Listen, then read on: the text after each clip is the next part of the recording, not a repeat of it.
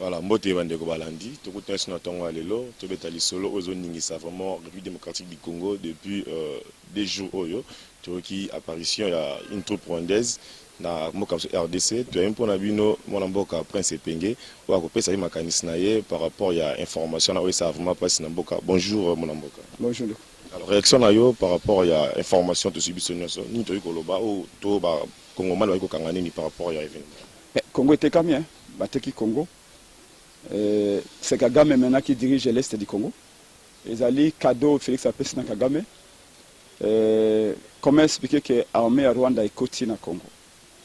Ils allaient supposition, ils allaient supposition, ils allaient déclaration politique opposante, mais ils allaient forces armées congolaises qui ont dénoncé. Puis tout le monde a image, le village et tout, le kimi. Mais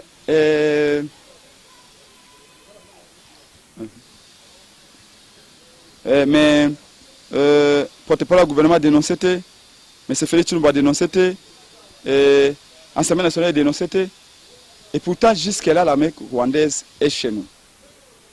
Curieusement, les ambassadeurs rwandais, Vincent Karega, dans le bio, Makambonyo sur l'armée congolaise et le bio Ezali Lokuta. Qu'est-ce qu'on peut comprendre par là?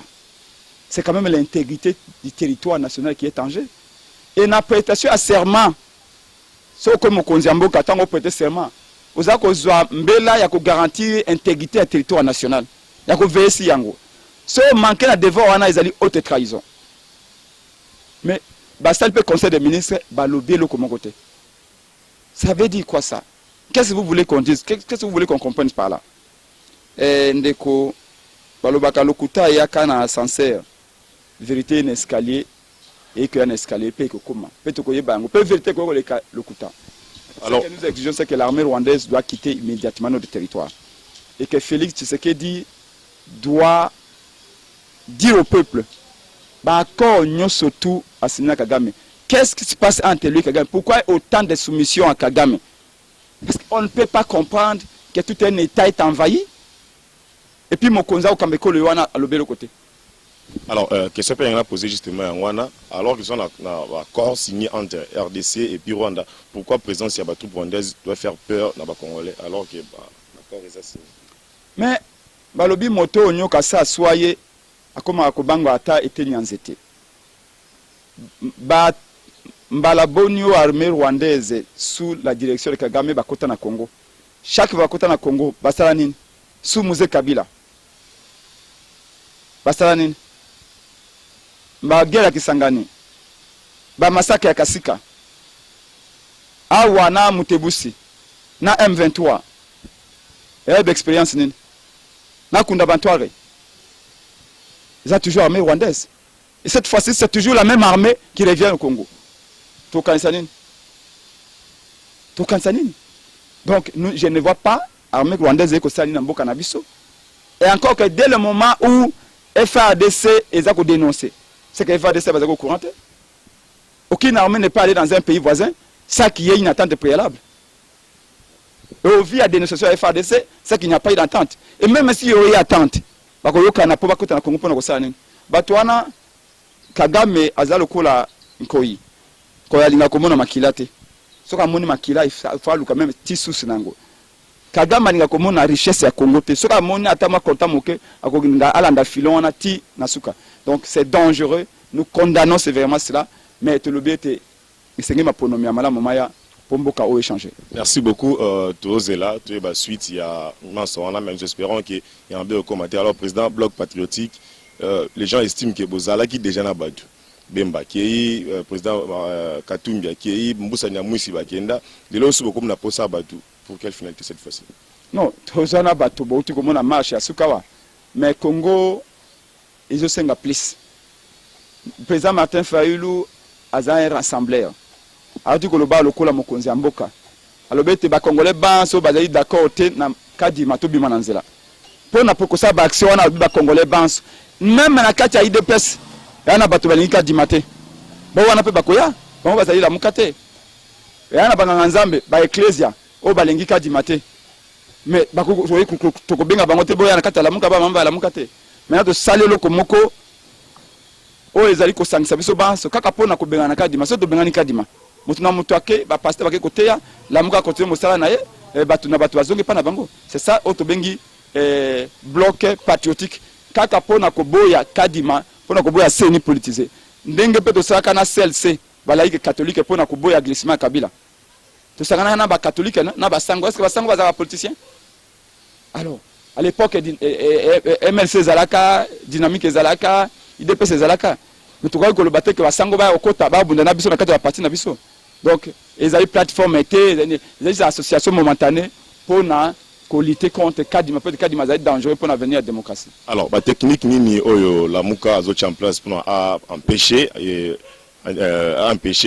pour un konzamboka azo ordonnance oyo sala qui Kadima bana musala puisque tout sentir déjà il y a une vitesse aux yeux à makasi côté à Assemblée nationale. Na mikolo mikoya boko mona ba manifestation ya minene ya ba congolais banso. D'ailleurs belé ba okina sika na fada nkuna pour na kosola makambango. Mais oyo tali stratégie na koyebisa ote stratégie de best stratégie. Alors, président, quand ça ce que marche Nabino Zaki presque stérile, jour au marché, jour Assemblée nationale qu'on a à l'équipe Denis Kadima. Et ça là qui pour vous affaiblir ou c'était comment? C'est bango ba na logique na bango. Biso peut-être logique na biso. Mais vérité que ba na terrain. Beaucoup mona yango. Voilà, merci beaucoup Dokom Nasuka. C'était une interview avec le président Prince Pengue à ADD Congo, parti aux Anakati à la Mouka. Tokote un peu dans Balasima Bandeko Balandi. Ciao. Voilà, Mbote, Bandeko Balandi, deuxième livraison, attendons à l'élo. Cette fois-ci, Torlobé la rentrée scolaire, pas de mouvement toujours, côté de l'école catholique. Hier, c'était à côté Angélie, tout le monde a dit Sainte-Thérèse et autres écoles. Aujourd'hui, sur le boulevard 24, tout le monde sous mouvement, Bana Baza Libanda, toujours Baza occupé par le professeur, suite il y a grève. Bonjour, monsieur Edmond Izouba. Bonjour, mon frère. Voilà, qu'est-ce qui se passe réellement? Grève, ça continue toujours, pas de pourparlers. En fait, pour parler, ça quoi, aboutit toujours ne l'eau monté. Nous assistons à quoi ou nous pas comme garantie. Bon, problème à grève, nous avons lien on a gratuité. Pourquoi? Parce que gratuité et na marambo malamu et pe na marambo nango Yamabe d'après ndenge batumso ba omona. Mais il y a un adage qui dit la loi est dure mais c'est la loi. C'est-à-dire avant qu'on applique la gratuité, le président de la République a tenu compte il y a des paramètres moins mingi. Il y a eu des colloques au Salamaki avant application à gratuité et puis mon konzambo comme on a dit anormal que article moro important na kati ya constitution depuis 2006 et sous fracas d'application. Ce qu'il fallait faire, il fallait d'abord oser, il fallait placer l'application, l'exécution de cet article. Il s'est fait que dans notre société, il y avait les avantages qu'il fallait capitaliser, notamment l'avantage, il y a des enseignants au Italie prime. Dans la société, on a organisé une école à la série A, série B, série C. C'est-à-dire tous en boboto, tous en lycée, tous en collège, et puis tous en école officielle, école publique. Les enseignants en général avaient un salaire de $120 avant l'application de la gratuité. Mais ils avaient des primes exorbitantes selon la classe, on a la catégorie, il y a la école. Il y avait d'autres qui touchaient $600, il y avait d'autres qui touchaient $300, il y avait d'autres qui touchaient $200, il y avait même les primes de 100 voire même de $50. Alors, avant d'appliquer la gratuité, les salaires étaient de $120. On a voulu uniformiser les salaires pour tous les enseignants, ne pas catégoriser. De deux, c'est que l'État a majoré de $50 les salaires des enseignants. Ils ont quitté de 120 à $170. C'est ça la gratuité. Il y a des aspects sociaux qui s'impliquent dans la gratuité. Notamment, on estime que chaque parent d'élève, chaque enseignant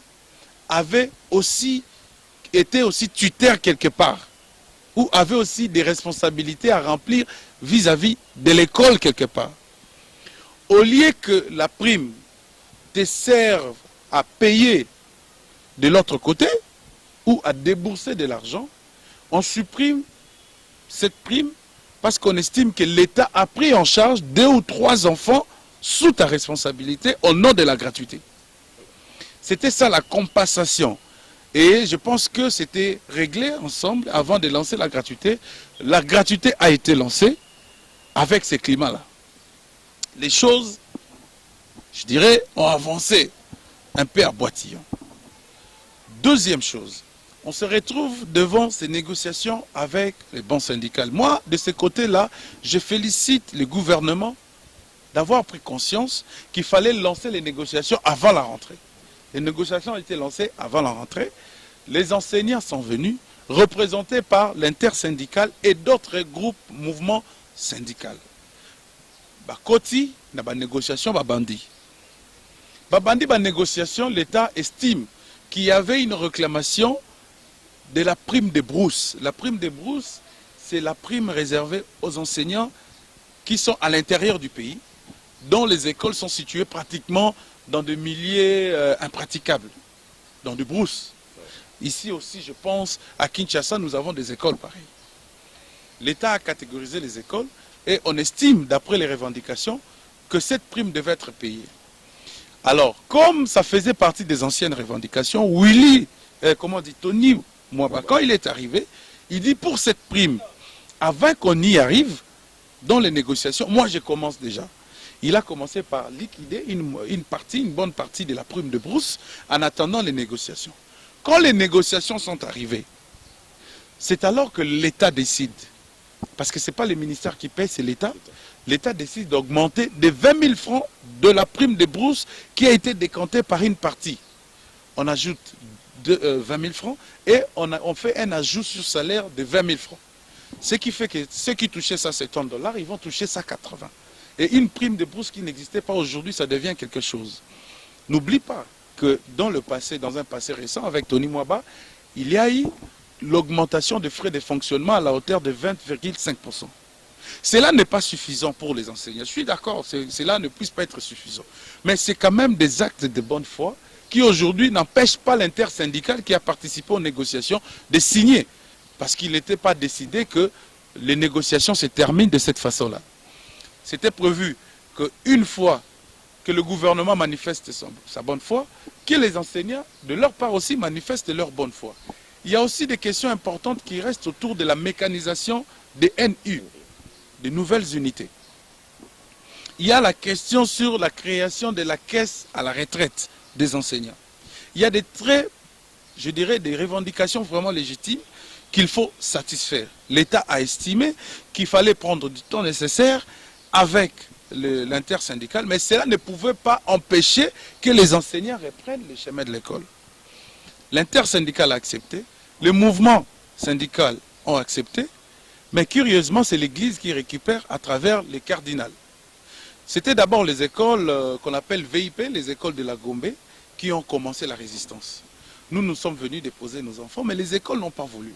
Vous avez Bosangani, vous avez Boboto, vous avez Bokeleale, vous avez des écoles comme ça qui ont résisté, qui ont refusé. Et qui ne voient que leurs primes. Mais ils ne voient pas les intérêts et les avantages de la gratuité dans la communauté. Vous voyez? Et aujourd'hui, je vous parle que le mouvement s'est radicalisé. Il y a d'autres écoles publiques qui jouent aujourd'hui à la solidarité. Et le gouvernement, ça je vous informe, vient de rouvrir les négociations avec les syndicats pour permettre à ce que on parle un peu de vive voix. Quand, par exemple, on parle d'une grève illégale et je dirais même irresponsable, parce que le gouvernement connaît, maîtrise bien l'interlocuteur, ses interlocuteurs.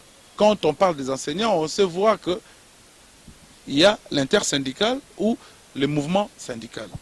Mais cette fois-là, il faut faire comprendre aussi que avant de lancer une résistance ou un mouvement de grève, d'après les lois du pays, il existe ce qu'on appelle le préavis de grève. Le gouvernement n'a pas été avisé.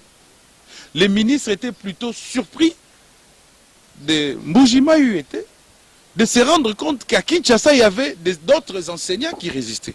Voilà pourquoi il a dit que c'était illégal et que ce qui était à la base de cette grève illégale devait être sanctionné. Voilà la mission de contrôle qui a circulé et qui a même abouti à la désactivation de certains enseignants. Les autres trouvent ça comme des actes qui sont un peu méchants, mais c'est des sanctions prévues par les règlements intérieurs. Alors, la solution, il faudra que l'enseignant... La solution aujourd'hui, c'est quoi? C'est d'être sincère vis-à-vis de l'Église catholique, si on veut accompagner la gratuité ou pas. Parce que dans les revendications que vous voyez, c'est vrai, il y a l'amélioration des conditions des enseignants, mais l'amélioration n'a pas été mesurée, je dirais même catégorisée ou imposée. C'est au gouvernement de voir qu'est-ce qu'il peut prévoir pour les enseignants qui forment en même temps les députés. Parce que aujourd'hui, l'argument devient que les députés venaient de bénéficier des véhicules pampa neufs offerts par le gouvernement et que les enseignants qui participent à l'instruction de ces députés-là ne reçoivent rien. Effectivement, dans des sociétés, il y a aussi, je dirais, ces déséquilibres-là. Ce n'est pas seulement ici au Congo, ça existe partout. Mais ce qui est là, c'est que le gouvernement doit manifester aussi beaucoup de volonté d'arranger la situation. Donc, les choses doivent se faire de manière, je dirais, à la norme, hein, je dirais, de manière légale. Il ne faut pas, du coup, vous décréter une grève, une résistance, sans aviser ton employeur, parce que l'employeur des enseignants reste le gouvernement. Si l'Église n'est pas d'accord avec la gratuité, l'Église catholique et l'Église protestante, ils n'ont qu'à privatiser leurs écoles. Mais ils ne peuvent pas le faire, elles ne peuvent pas le faire, parce qu'il y a risque de ce qu'on appelle de la grande, je dirais, publique ou sociale autour de ces écoles, parce que les écoles catholiques contribuent à la formation, contribuent aux efforts sociaux du gouvernement. Donc, il se pose ces problèmes, mais je pense que sans immixtion aucune de la part du cardinal, les enseignants vont comprendre cette réalité et comprendre aussi que le gouvernement est quelque peu en difficulté de satisfaire la totalité de leurs revendications. On a quitté Mboudi avec le président de la République. Ceux qui le reçoivent aujourd'hui, c'est Mboudi. Ils ont ramené les négociations avec Willy Bakonga à Bibois. Et aujourd'hui, nous avons quitté Bibois pour aller à Villanueva. Donc vous voyez que ça peut toutefois changer et améliorer. Donc ça ne s'améliore pas du coup. C'est vrai, aujourd'hui, même si on satisfaisait à toutes les revendications, le lendemain, ils auront toujours à revendiquer. D'où ce sont des partenaires qui doivent s'attendre. Ils doivent s'attendre parce qu'ils s'ils ne s'attendent pas, non seulement nos élèves, nos enfants ne seront pas instruits parce qu'ils n'iront pas étudier, mais aussi leurs propres enfants parce que ces enseignants-là ont aussi leurs enfants. Mais M. Izuba, il y a aussi un problème, vous venez de soulever le problème des 20 000 francs ou des 40 000 francs comme ajout chez les enseignants. Hier, j'étais avec un enseignant d'une école catholique qui m'a dit qu'il n'y a pas eu d'ajout. Non, c'est prévu pour ce mois. Je crois, en lisant la lettre telle qu'établie, les ajouts, c'est prévu pour ce mois. C'est moi, oui, il y a déjà des listes qui circulent déjà, selon lui. Il y a les listes déjà envoyées, des listes régulières, c'est des listes de paye habituelles. Ça ne va pas changer. Est-ce que vous partagez le même avis avec ceux qui disent peut-être que la position ferme de l'Église catholique, c'est dit par rapport au bras de fer entre la SENCO et les autres confessions religieuses, la position qui a fait à ce que Kadima soit intériné malgré la position de l'Église catholique? Oui, moi je pense qu'on tend vers là. Hein. On tend vers là et puis vous savez que ça je parle plus de l'Église. Je parle maintenant de certains prêtres ou de certains qui ont aussi des avantages derrière l'Église. N'oublie pas que quand les écoles étaient sous gestion des églises, les prêtres et les évêques, les cardinaux bénéficiaient quand même de certains avantages. Mais aujourd'hui, que la gestion leur soit ravie, ça pose problème. Aussi du côté de l'Église, aussi du côté de certains qui en bénéficiaient. Donc, si vous me parlez de questions politiques qui ont été transportées sur le plan de l'enseignement, moi j'ai dit que c'est tout à fait normal pour certains, mais c'est anormal pour l'Église de créer cette immixtion de manière frauduleuse.